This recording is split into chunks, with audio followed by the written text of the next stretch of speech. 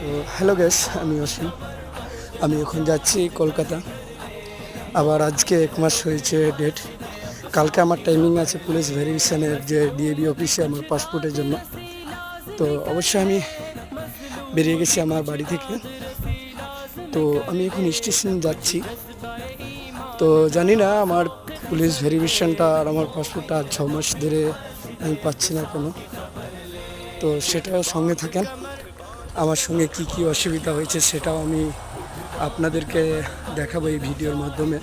যে police passport বানাতে গেলে তোমাকে 1 মাস যে সময়টা দেয়, এই সময় আপনাকে বাড়িতে থাকতে হবে।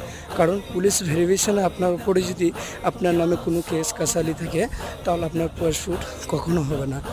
আর আমার যখন পুলিশ ভেরিফিকেশনটা আসে, তখন আমার কোনো কেস কাসালি নাই।